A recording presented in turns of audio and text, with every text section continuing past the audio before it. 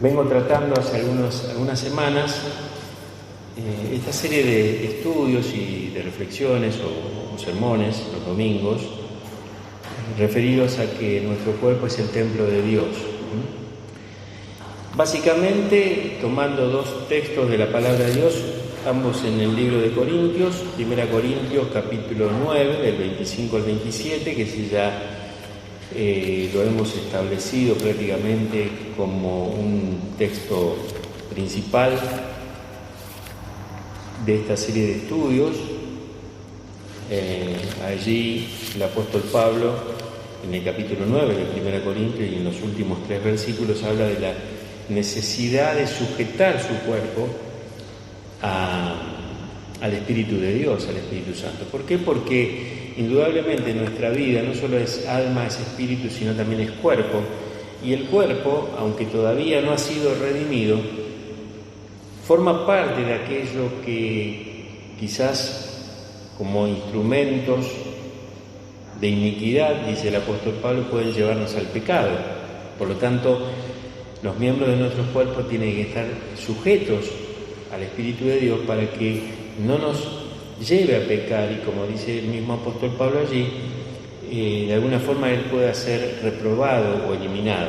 El otro texto que también compartimos es el de 1 Corintios capítulo 6, cuando el apóstol Pablo allí dice que no debemos ignorar que nuestro cuerpo es templo del Espíritu de Dios, porque hemos sido comprados por precio. Es decir, nosotros somos esclavos de Cristo ahora y no esclavos de nuestro cuerpo.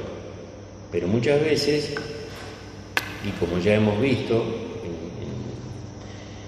en estudios pasados, ya sea nuestros ojos, nuestros oídos, nuestra boca, muchas veces no se sujetan a la voluntad de Dios y entonces nos llevan al pecado, y obviamente el pecado siempre tiene consecuencias, ¿no? En esta noche yo quería tener una palabra especial, especialmente tomando en el libro de Santiago, que estuvimos viendo el domingo. Empezamos a ver algo allí en el libro de Santiago, capítulo 3. Si ustedes leen la carta del apóstol Santiago, ustedes se darán cuenta que en todos los capítulos hace mención a la lengua, a nuestras palabras, pero le dedica especial atención a este tema en el capítulo 3. Capítulo 3 que estuvimos viendo algo el domingo pasado y que dejé específicamente para el día de hoy los versículos 1 y 2 de Santiago capítulo 3, que los voy a leer. Voy a leer entonces Santiago capítulo 3 en la Biblia que yo tengo aquí delante mío, que es Reina Valera 60, tiene un título, este capítulo, que dice la lengua, ¿no? Y comienza diciendo así el apóstol Santiago 3, desde el versículo 1: hermanos míos, no os hagáis maestros muchos de vosotros, sabiendo que recibiremos mayor condenación. Porque todos ofendemos muchas veces. Si alguno no ofende en palabra, este es varón perfecto, capaz también de refrenar todo el cuerpo.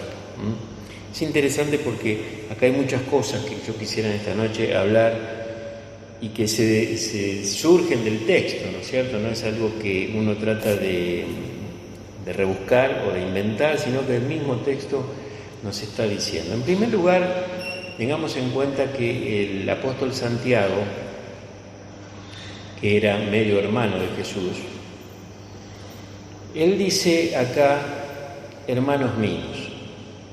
Entonces, esta es una carta dirigida a hermanos en la fe, básicamente, porque en realidad yo diría que todo el Nuevo Testamento es un libro, o son un conjunto de libros escritos para el cristiano. La Biblia es un libro diseñado para el hombre de Dios, la mujer de Dios.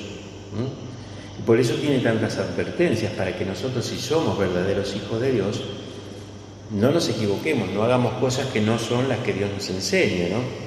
Entonces él comienza diciendo acá, hermanos míos, indudablemente estas advertencias que va a poner ahora Santiago está dirigida a aquellos que realmente son creyentes. Porque dentro de toda iglesia, hermanos, sabemos, dentro de toda iglesia local hay personas que se dicen hermanos y que no lo son. El apóstol Pablo decía que fue librado muchas veces de falsos hermanos, es decir, estaban en las iglesias donde él estaba visitando o donde él había constituido, que no eran hermanos, eran falsos hermanos. Es decir, toda iglesia tiene personas que no son convertidas. Y por supuesto, entonces acá nosotros vamos a ver advertencia a los cristianos, porque puede suceder que algunas de las personas que están ahí no tengan a Cristo.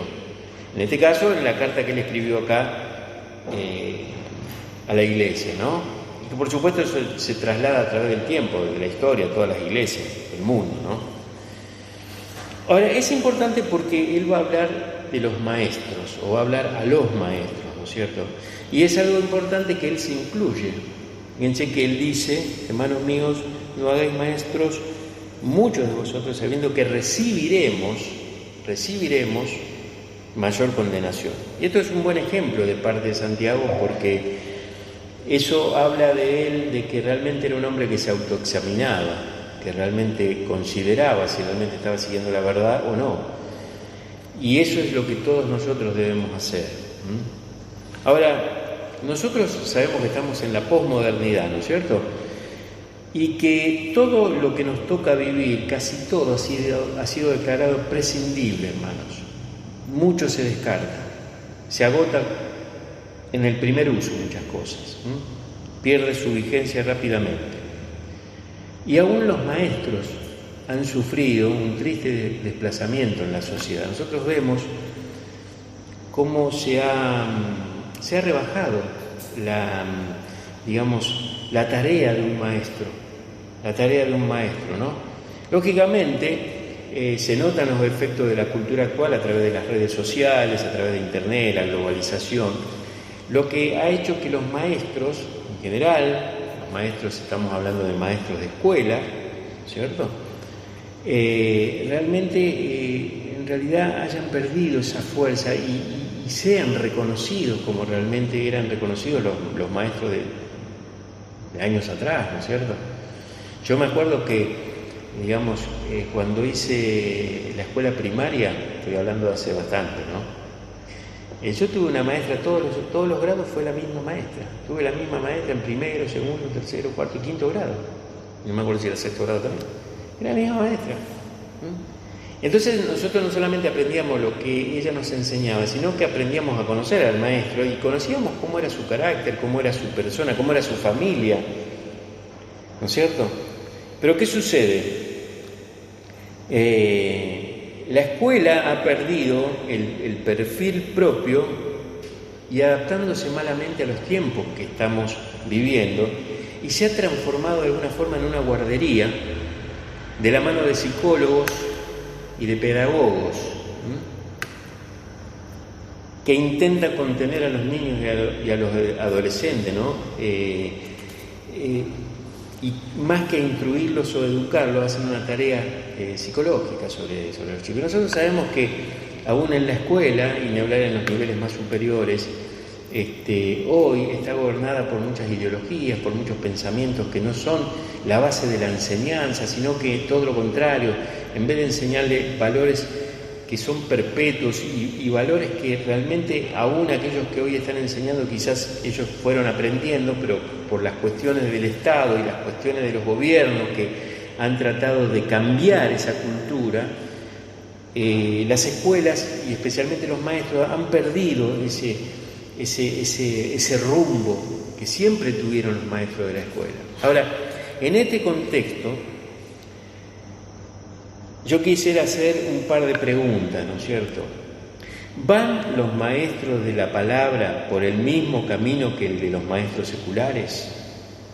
¿Se ha convertido la iglesia en templo guardería donde solo se predican mensajes indoloros y donde el culto sea muy divertido? ¿Sufren nuestros maestros bíblicos los efectos de una congregación light? Y estas preguntas son importantes, hermanos, porque obviamente el mundo influye sobre los creyentes y también influye sobre los maestros creyentes. Y los maestros deben orientar para bien, aunque puede ocurrir que lo hagan para mal. Y entonces Santiago dice, cuidado con esto, no os hagáis maestros muchos de vosotros. Y es especialmente una advertencia para los que se autoproclaman y se autodesignan.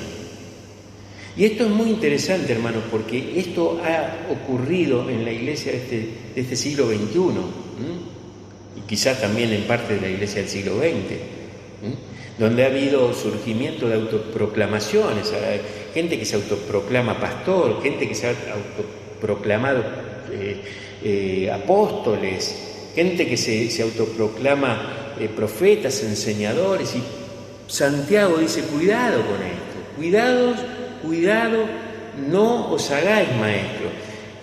El maestro tiene que tener un llamado, hermanos, tiene que tener un llamado, y ese llamado tiene que ser de Dios. De hecho, la palabra de Dios dice que el mismo Señor Jesucristo constituyó, entre otras cosas, pastores y maestros. Él los constituye, así como Él constituyó apóstoles. Entonces no existen apóstoles que hoy se autoproclamen apóstoles. ¿Por qué? Porque eso no es una cuestión de una decisión humana.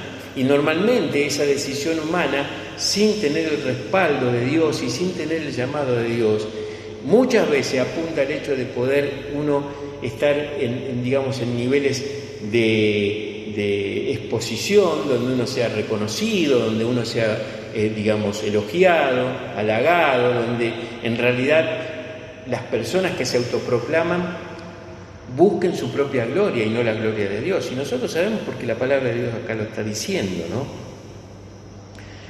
El apóstol Pablo enseñó que el verdadero maestro en la iglesia es el que ha recibido el llamado y ha recibido esa capacidad. Tal maestro no puede ser ni desoído ni descartado.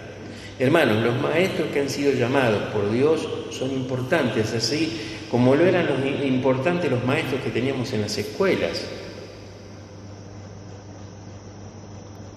Entonces Santiago justificó su advertencia con un posterior fundamento. ¿Y cuál es? Sabiendo que recibiremos mayor condenación. Y esto quiere decir que quienes enseñamos seremos juzgados con más severidad, hermanos.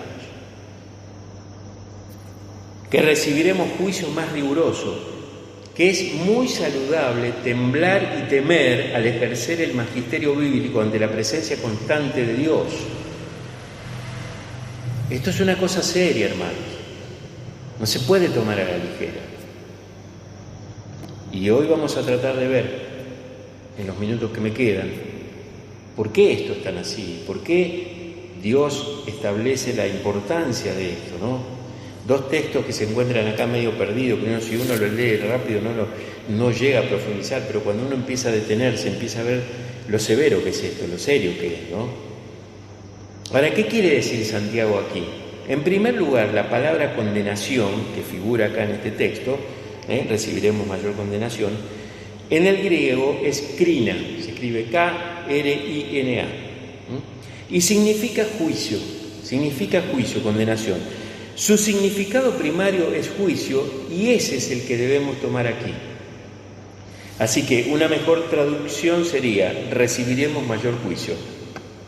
Es decir, la seriedad del oficio de maestro en la iglesia no se expone a un mayor escrutinio, hermanos. La iglesia clava su mirada en la vida de los maestros, ya que por medio de sus vidas ellos aprenden a vivir como Cristo espera de ellos. Esto es severo porque es así, hermano, porque detrás de esto no está simplemente una enseñanza, está la vida. Porque recordemos lo que yo decía antes, yo recuerdo que cuando yo era chico y tenía esa maestra, que la tuve varios años, yo no solamente la conocí como maestra, la conocí como madre, la conocí como esposa, porque, digamos, ella, recuerdo que era no solamente maestra, sino que también era un ejemplo de familia, era un ejemplo de vida, disciplinada, cumpliendo los horarios estrictamente, siendo puntual, un montón de cosas, y eso hacía que su tarea de maestra fuera realmente elogiable, porque uno aprendía del ejemplo, hermano, así como uno cuando era más chico aprendía del ejemplo de los padres, porque normalmente, digamos, uno va a aprender más del ejemplo que de las palabras que uno pueda escuchar. Y esto es importante lo que está diciendo Santiago, porque lo primero que está diciendo que la mirada de la iglesia se clava en los maestros, se clava allí, porque es vital esto, hermanos. Pensemos una cosa, los discípulos tenían a Jesús por maestro, y la mirada de los discípulos estaba en Él. Los discípulos miraban a Jesús, ellos querían aprender, le pedían que le enseñara a orar, lo buscaban cuando estaban en situaciones difíciles. Jesús era su ejemplo, aparte de ser su maestro. Entonces la vida de los maestros debe reflejar sus enseñanzas, hermano. Por eso es tan vital esto, hermano. Yo a veces lo digo y no lo digo con enojo, hermano, lo digo con pasión porque realmente lo entiendo así. Si alguien tiene un compromiso delante de la iglesia en una parte visible, tiene que ser ejemplo, hermano, tiene que ser ejemplo. Porque si uno es maestro de una clase, pero no viene a la reunión de oración, viene a los cultos a la hora que se le antoja, no es ejemplo, hermanos. Y vuelvo a repetir que los ejemplos dicen más que 10.000 palabras. Entonces esto es algo importante, por eso dice acá Santiago que los maestros van a recibir mayor juicio, mayor condenación. ¿Por qué? Porque saben más y son responsables. El Señor Jesucristo dijo en Lucas 12:48, porque todo aquel que se le haya dado mucho, mucho se le demandará. A más se nos da el Señor, más nos pide, hermanos. Y aunque hoy todo sea bastante light, y uno dice, bueno, sí, yo no. El Señor tiene preparado un día para encontrarse con nosotros. Y aunque todos pecamos, el pecado que cometen los maestros, aunque sea el mismo que comete cualquier otro miembro de la iglesia, tiene el agravante que fue hecho por uno que sabe más. Y acompaña más que a ninguno el estigma de la hipocresía, hermanos. Porque el maestro tiene que ser consecuente en su vida con lo que enseña. Sé que no es fácil, hermano. El apóstol Santiago va a empezar el segundo versículo diciendo que todos ofendemos, pero ahora vamos a ver qué significa esto. El maestro tiene que ser ejemplo, hermanos. ¿A quién le gusta tener un maestro que realmente no es ejemplo? Nosotros sabemos que esa era la característica de los fariseos. Por ejemplo, en Marcos capítulo 12, del 38 al 40, dice el Señor Jesucristo, y le decía en su doctrina, este es el Señor hablando, guardaos de los escribas, que gustan de andar con largas ropas y aman las salutaciones en las plazas y las primeras sillas en la sinagoga, y los primeros asientos en las cenas, que devoran las casas de las viudas y por pretexto hacen largas oraciones. Estos recibirán mayor condenación, dice el Señor Jesucristo.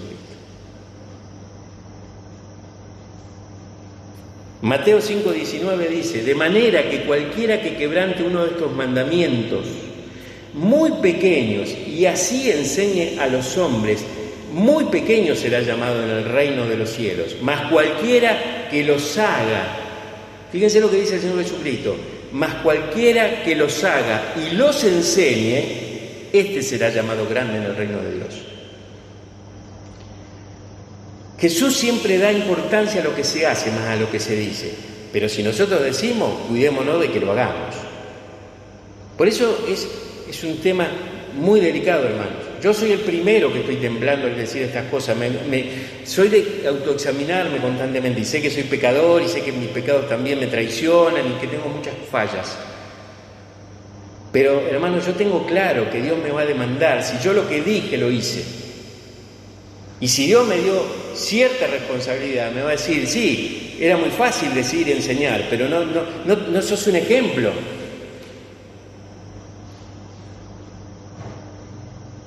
Todo maestro de la Biblia corre el peligro de la reprobación, hermanos.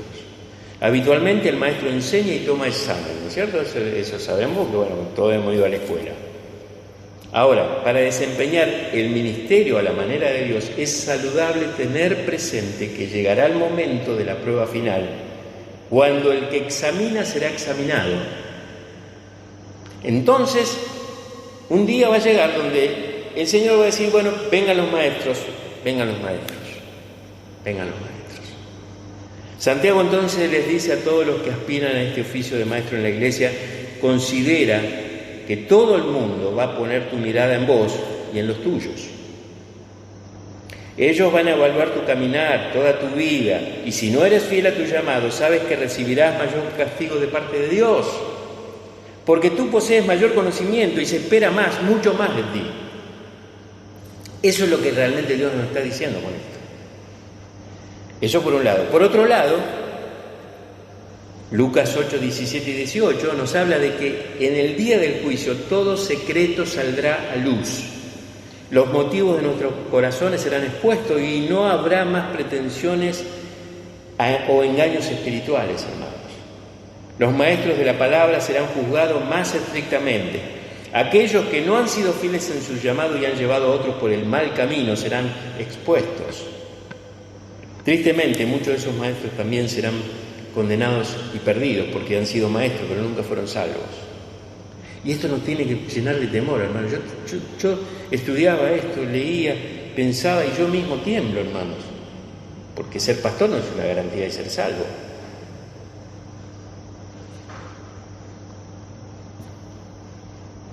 Entonces uno tiene que tener esto, ¿no? Su deseo de influencia y poder los motivó a hacerse pasar por pastores, maestros de la Biblia, mientras negaban al mismo.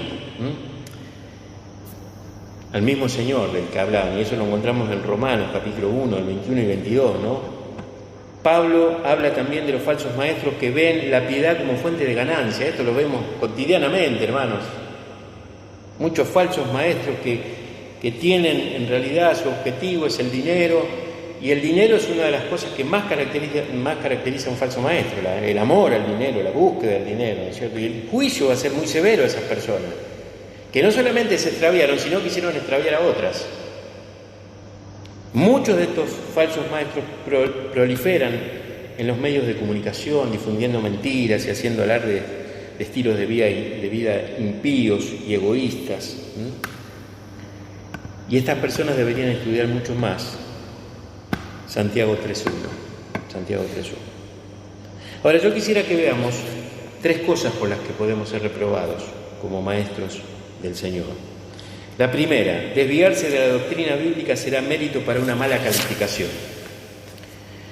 No basta con una base sólida, hermanos. Es necesario mantenernos en ella y edificar sobre el buen cimiento. Pedro dijo una vez esta palabra: si alguno habla, hable conforme a las palabras de Dios. Si alguno ministra, ministre conforme al poder que Dios da. 1 Pedro 4:11.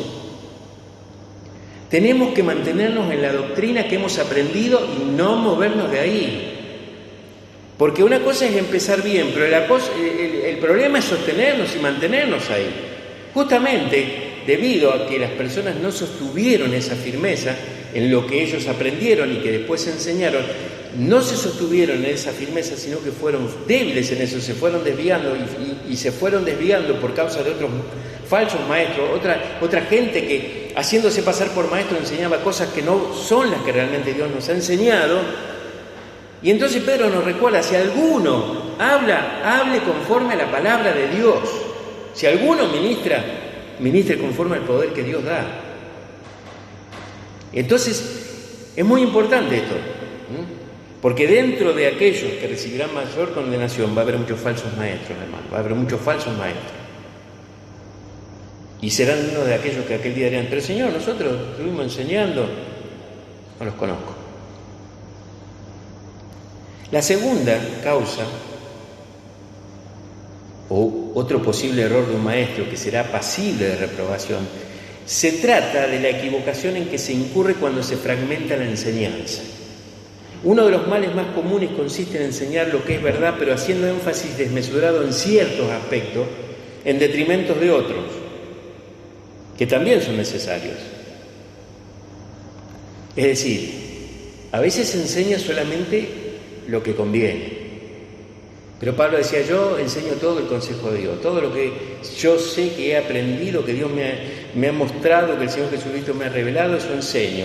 Les guste a las personas, no les guste, sea algo agradable, sea algo desagradable.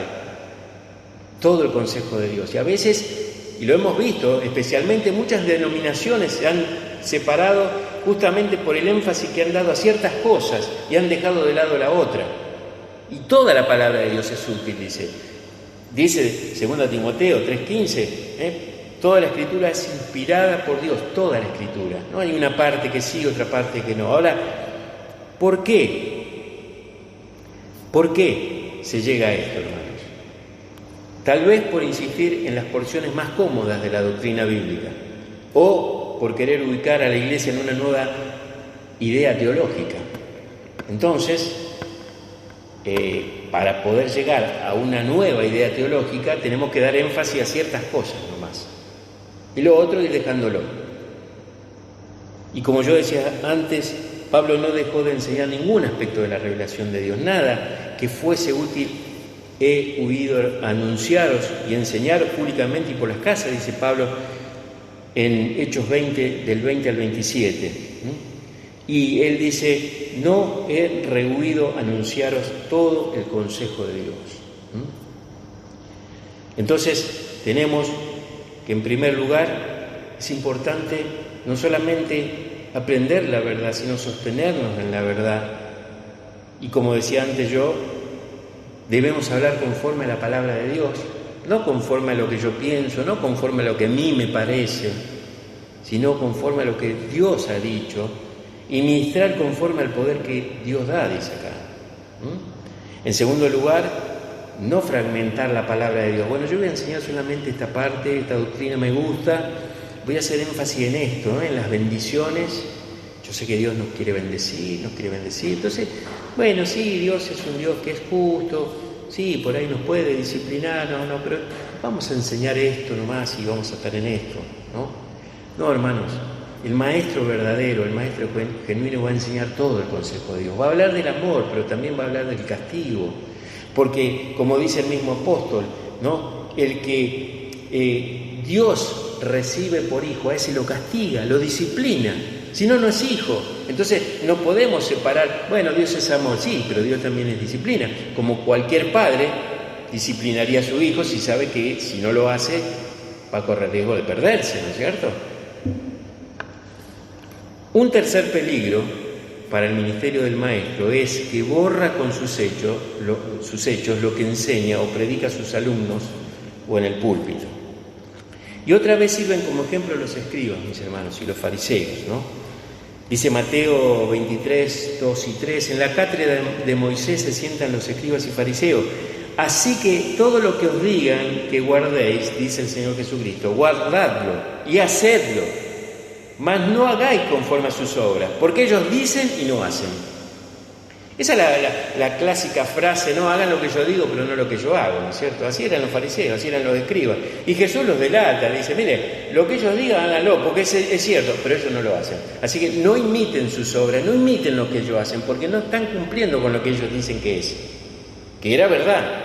Pero ¿de qué sirve una verdad si uno no la vive? ¿Cierto? Es hipocresía eso.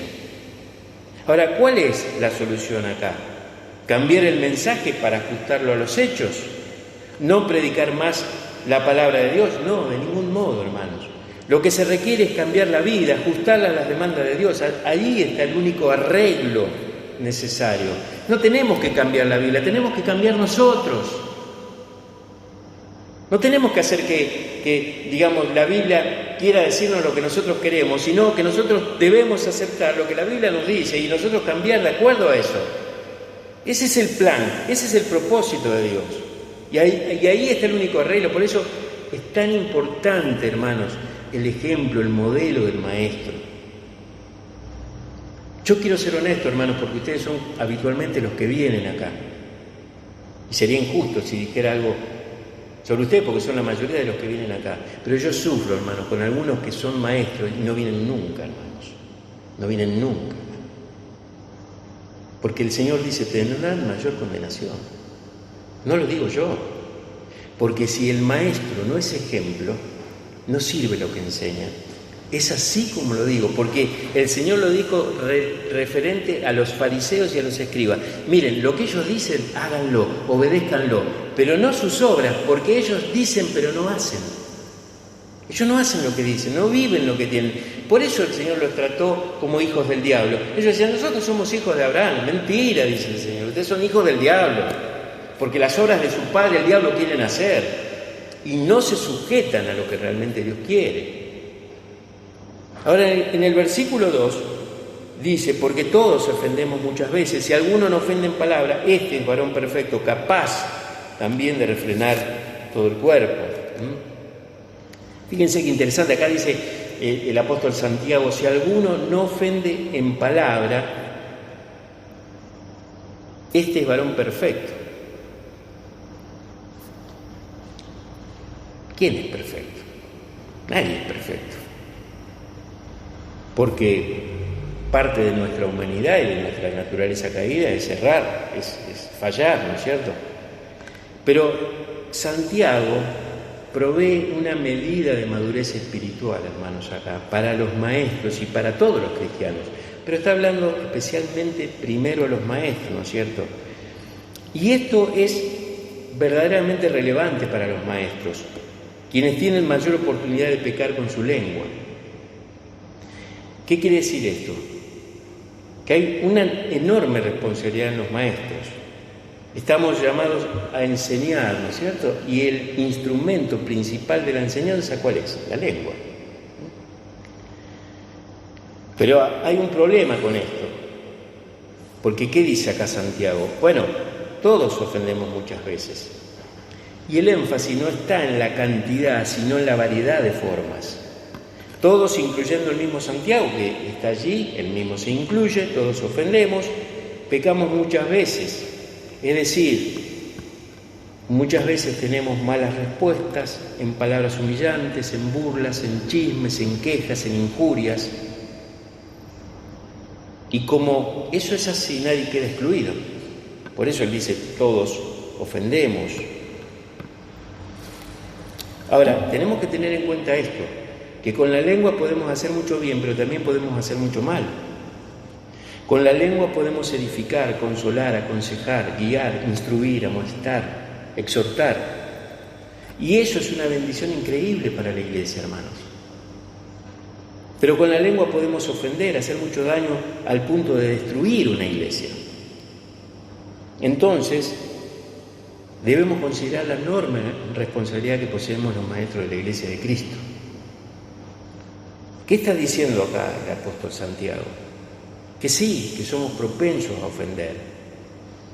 Pero si nos ponemos cada día en las manos del Señor, le decimos, Señor, controla mi lengua y haz que mi lengua solamente pueda tener palabras que edifiquen y construyan, a pesar de que sabemos que, como dice acá el mismo Santiago, no vamos a poder solucionarlo totalmente ese problema, pero cuando uno empieza a controlar sus palabras, va a empezar a controlar todo su cuerpo, es decir, va a empezar a controlar sus ojos, va a empezar a controlar sus oídos, va a empezar a controlar sus manos. Y esto solo por la gracia de Dios, hermanos. Nosotros debemos saber, especialmente los que enseñamos, los que somos maestros, que debemos tener control sobre nuestra lengua. Es muy importante esto, porque muchas veces ofendemos innecesariamente y lo hacemos porque no tenemos control sobre lo que vamos a decir.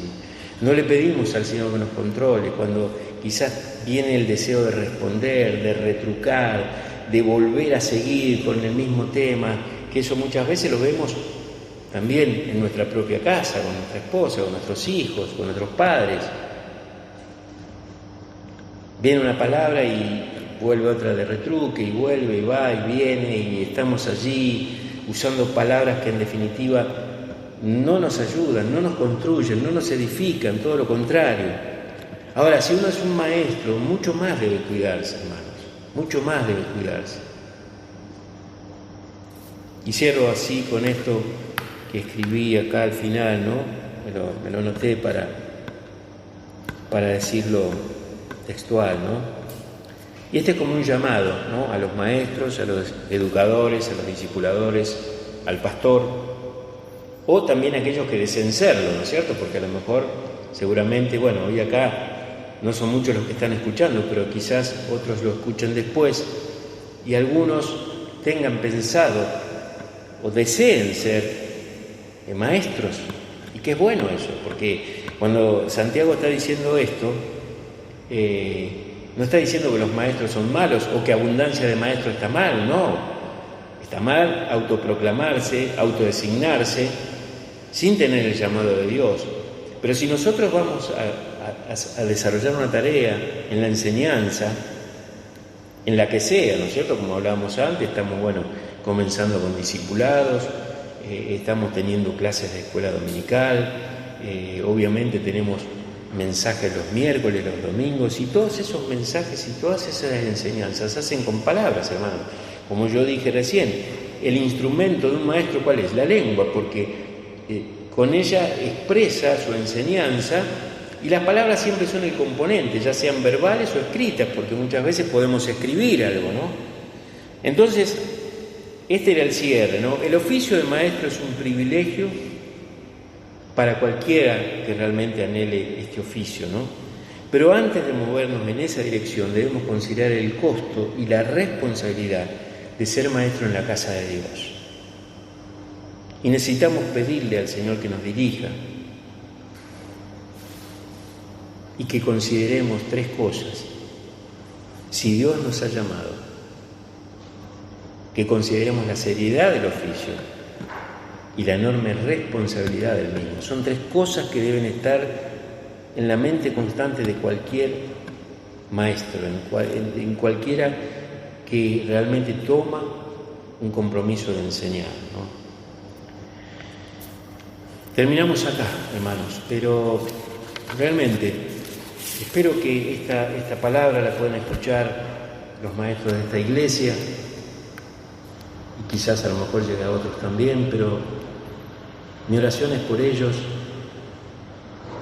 para que sepamos esto, cada uno de nosotros, porque yo también me incluyo acá, ¿no? De alguna forma yo soy un maestro también, ¿no? Que la palabra nos dice que tengamos mucho cuidado con este oficio, mucho cuidado, porque primero vamos a recibir el escrutinio de la gente, vamos a recibir el juicio de la gente, estamos siendo observados por la gente, estamos siendo tomados como ejemplo o como mal ejemplo, pero la gente siempre nos observa. Por eso el maestro, por supuesto que todo cristiano debe cuidarse, pero el maestro, dice Dios, ese va a tener más responsabilidad, ese va a tener mayor condenación si no hace lo que dice, porque él es ejemplo, porque está un nivel por encima, porque sabe más, porque por eso es maestro. Entonces, debemos considerar esto como una gran responsabilidad, y que el Señor nos libre de equivocarnos al enseñar una doctrina equivocada o no sostenernos en ella, al enseñar parcialmente la Biblia y centrarnos solamente en algunas partes y no salir de ahí, y todo lo contrario, poder decirle: Señor, yo quiero hablar de cualquier libro que está acá en tu palabra porque es tu palabra completa. Y en tercer lugar, como mencionamos esta noche, que podamos ser no solamente oidores y enseñadores, sino hacedores de la palabra. Jesús tuvo palabras muy duras con aquellos maestros de Israel, hermanos. Ustedes, dice Jesús, hagan lo que ellos dicen, obedezcan esa palabra, porque estaba saliendo de la misma escritura, pero no lo tomen como ejemplo, no sirven, porque ellos dicen, pero no hacen.